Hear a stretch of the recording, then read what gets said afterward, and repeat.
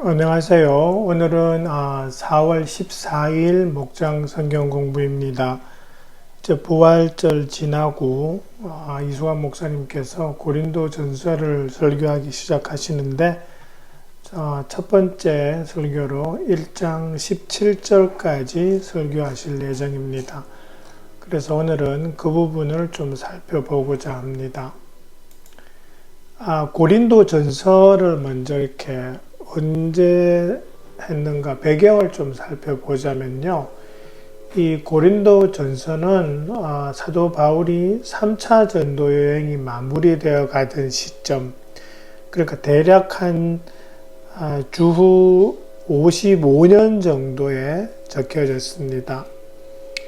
기억하시겠지만 사도 바울의 3차 전도 여행은 2차 전도여행부터 먼저 말씀드리면 2차 전도여행에서 대부분의 시간을 고린도에서 보냈죠.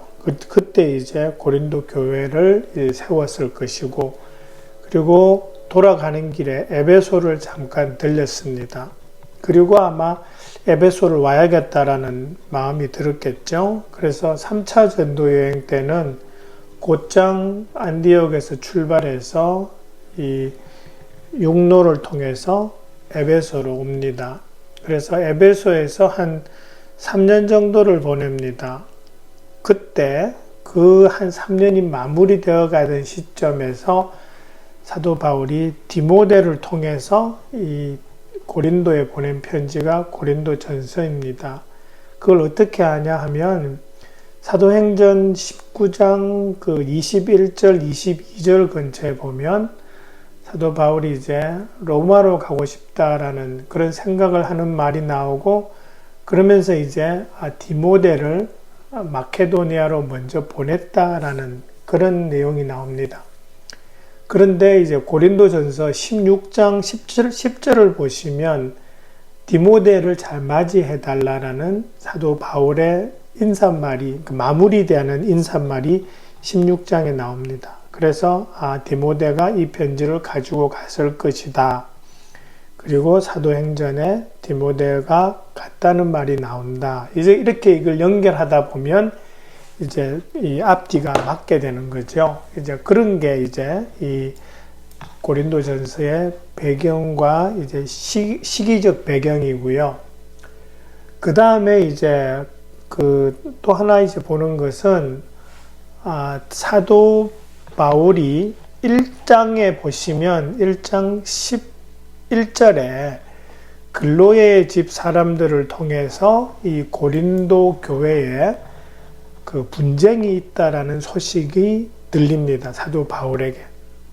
그러니까 지금이 언제냐 하면 2차 전도 여행이 끝난 후에 교회가 세워진 이후로 3년 정도 시간이 지난 후인데 그때에 이제 교회에 문제가 생겼다는 소식을 들으면서 사도 바울이 이 편지를 통해서 그 교회의 단합을 촉구하는 그런 편지를 보낸 게 지금 이 고린도 전서입니다. 그러다 보니까 이 고린도 전서에는 분명한 목적과 배경과 목적이 있는 그런 편지라는 것을 우리가 알 수 있습니다. 그 다음에 이제 한 가지 또 볼 것은 1장 1절에 보시면 사도 바울이 자기가 지금 편지를 쓰는데 형제 소스데네와 함께 그렇게 편지를 쓴다라는 것을 1장 1절에서 이야기합니다. 그죠? 그러면 이 소스데네가 누구냐라는 건데, 소스데네는 사도행전 18장 17절에 보시면 고린도 회당의 회당장이라는 사람이 나오는데 그 사람 이름이 소스데네입니다. 그래서 아마도 사도 바울의 2차 전도여행 시절에 고린도에서 만난 사람이고, 지금 이제 3차 전도여행 중에는 에베소에서 사도 바울과 함께 동역하고 있다라는 그런 것을 우리가 짐작할 수 있습니다. 또 고린도에 있는 교회에 편지를 보내면서 아무런 그 배경 설명 없이 형제 소스데네가 보냅니다, 편지를 씁니다 라고 했다라는 것은 이 소스데네라는 사람을 고린도 교회 사람들이 잘 알고 있다라는 것을 전제로 하죠. 그래서 이 소스데네가 그 고린도 회당의 회당장이었다라는 같은 사람이라는 게 이제 설득력이 있어지는 거죠. 여러분, 그 사도 바울은 보통 편지를 적을 때 자필로 적지 않고 그 옆에 대피라는 사람이 있었습니다. 그래서 아마도 이 소스데네가 이 고린도 전서를 대필하지 않았을까라고 그렇게 사람들이 짐작을 합니다. 그게 좀 배경이고요. 그 다음에 이제 2절부터 좀 보시면 고린도 교회에다가 편지를 보내면서 고린도 교인들에게 어떤 호칭을 쓰냐 하면 거룩하여지고 성도로 부르심을 받은 여러분이라는 그런 호칭을 씁니다. 근데 이 말은 짐작하시겠지만 고린도 교인들이 행실이 거룩하고 그렇다라는 의미는 아닙니다. 이것은 믿음으로 구원받은 사람들에 대한 표현입니다. 그러니까 믿음으로 거룩하게 구별되어서 예수님으로부터 부르심을 받았고 그렇게 이제 예수님 믿게 됐다라는 그 사람이죠. 그래서 성도로 부르심을 받은이라는 여기서 이제 그게 더 분명해지는 거죠. 그죠? 그렇게 해서 우리 모두가 하나님으로부터 부르심을 받고 그 부르심에 믿음으로 반응한 사람들이라는 것이 요 짧은 인사말에서 우리가 나오고 있다라는 것을 생각할 수 있습니다. 그 다음에 또 하나 이제 볼 수 있는 것은 그 문안한다라는 그 부분이 있죠. 그죠? 근데 뭐냐 하면 주 예수 그리스도의 이름을 부르는 모든 이들에게도 문안한다라는 그런 표현이 나옵니다. 그 2절 뒷부분이죠. 이게 무슨 말이냐? 그러니까 이 앞에서는 분명 고린도 교인들한테 인사했는데 그러면서 또 다른 주 예수 그리스도의 이름을 부르는 모든 이라는 게 나온다는 것은 고린도 교회에 있는 사람하고 살짝 다른 사람들한테도 지금 문안하는 그런 의미가 되는 거죠. 그러니까 여기서 우리가 알 수 있는 것은 뭐냐 하면 이 당시 사도들의 편지들은 그 어떤 목적지가 있겠죠. 편지니까 그 목적지 교회 이외에도 다른 곳으로 이렇게 카피되어 가지고 전해진다라는 그런 전제하에서 적히는 편지라는 것을 우리가 생각해 볼 수 있다는 것입니다. 그 사도들의 편지들은 대부분 그렇게 되었습니다. 일단 어느 교회에 문안합니다라고 할 때 그 교회에 먼저 가죠.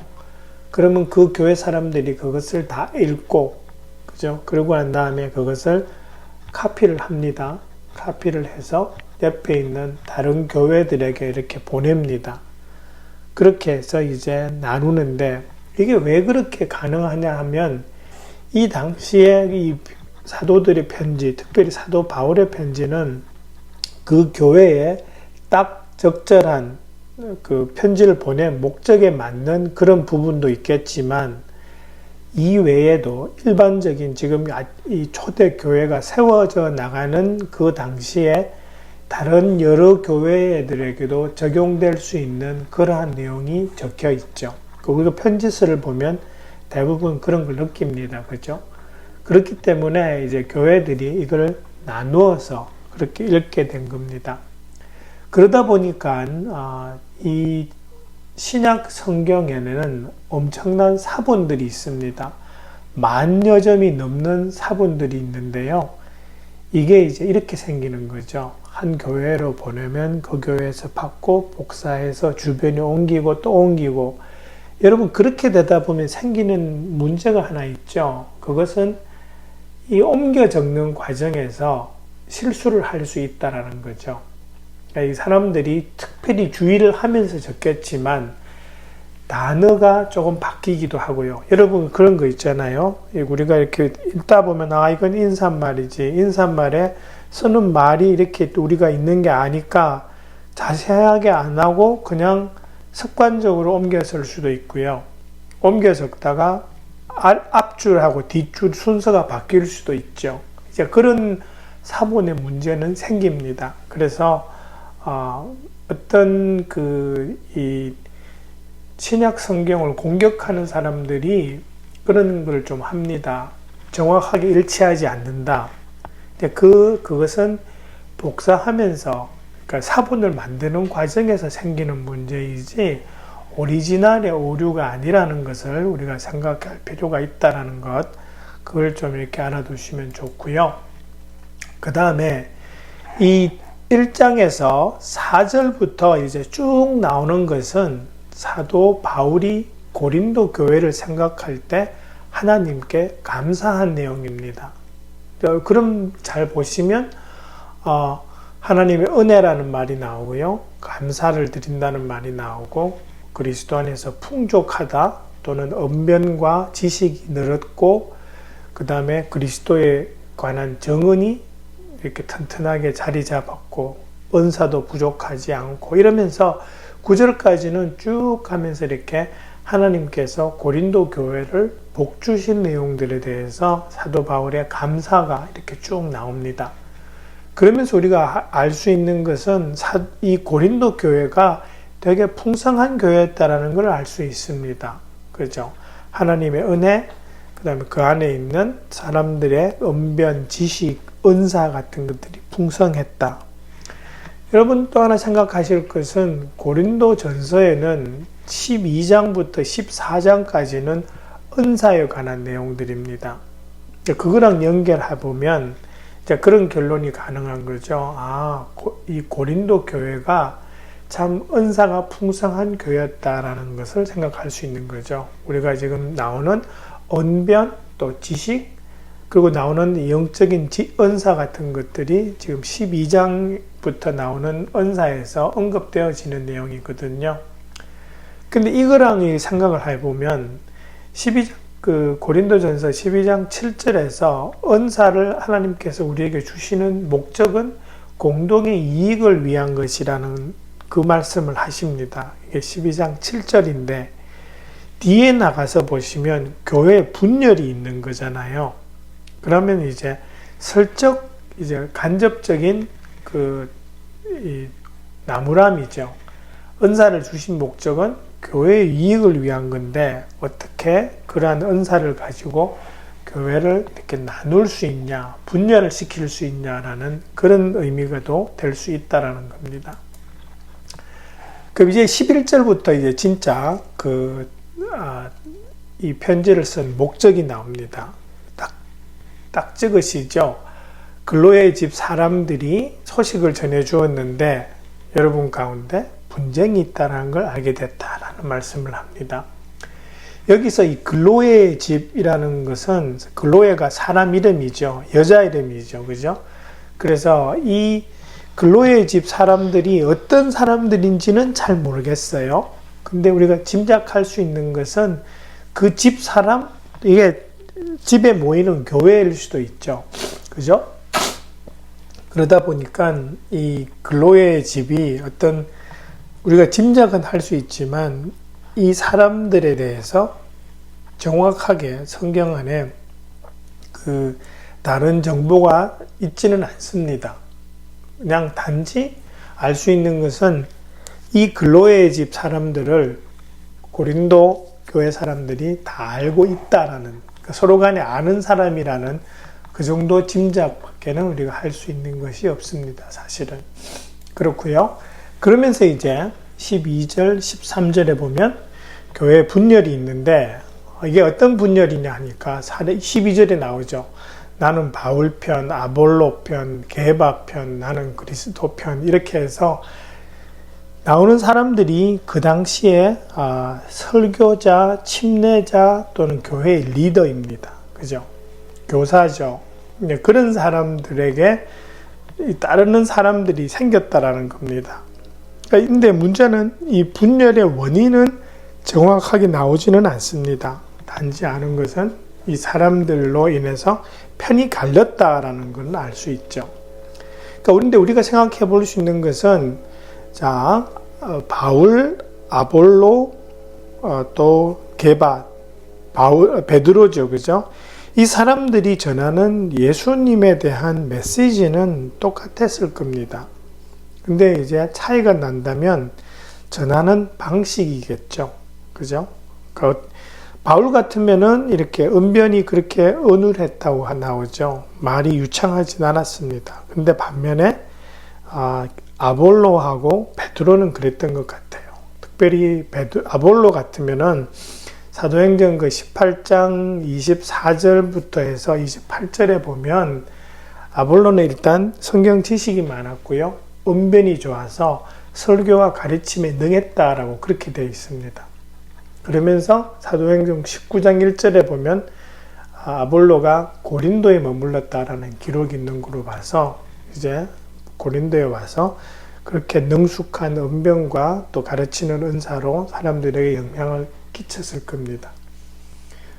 베드로도 마찬가지죠. 여러분 사도행전에 나오는 베드로의 그 설교를 보면 이렇게 아주 물 흐르듯이 그렇게 쫙 이렇게 이어지는 그런 설교가 나옵니다. 그런 걸로 봐서 베드로도 아마 설교나 가르침에서 능숙했을 것으로 우리가 그렇게 짐작이 가능합니다. 그렇지만은 베드로가 고린도에 왔다라는 기록은 없습니다.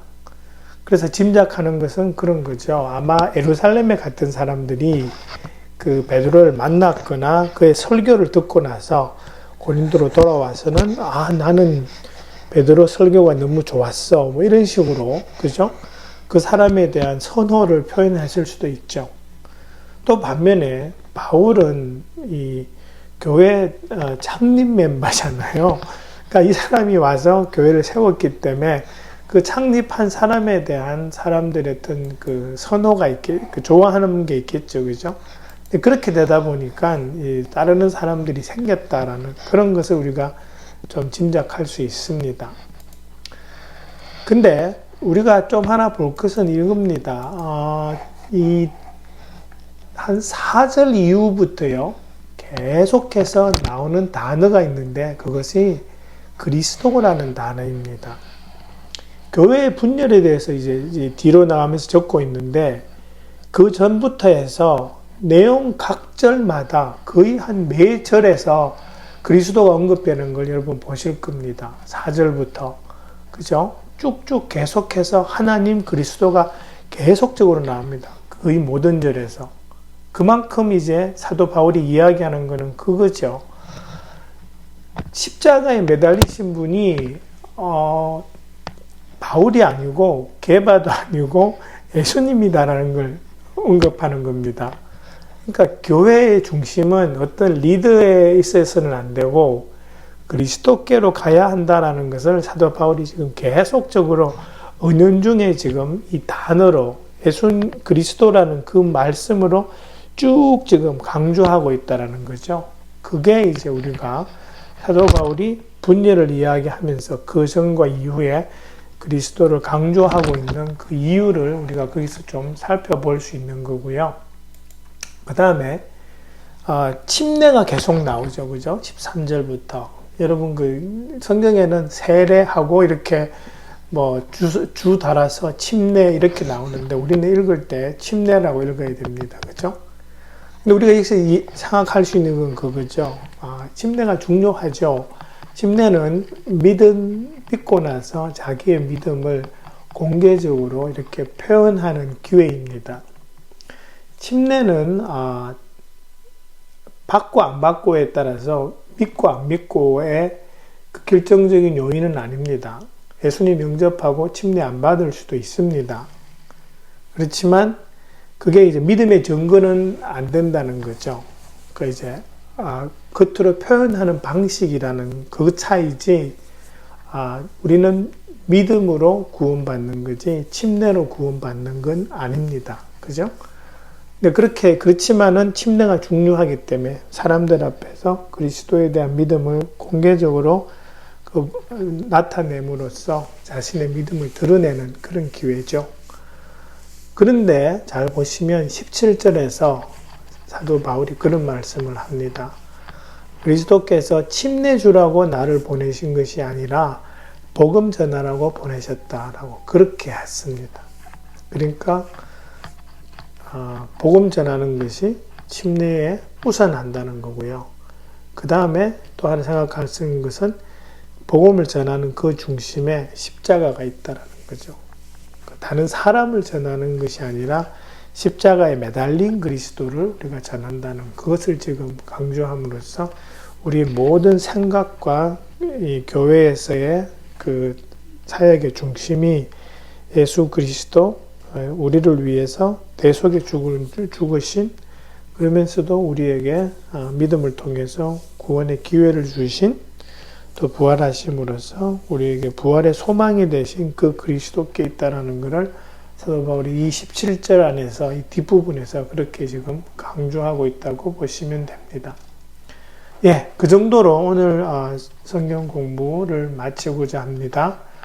제가 뭐 이렇게 이리저리 설명 붙이는데 다 따라 하지는 마시고 각자 이렇게 이해하신 그대로 요약해서 그렇게 성경 공부 인도해 주시면 감사하겠습니다. 감사합니다. 수고해 주시기 바랍니다.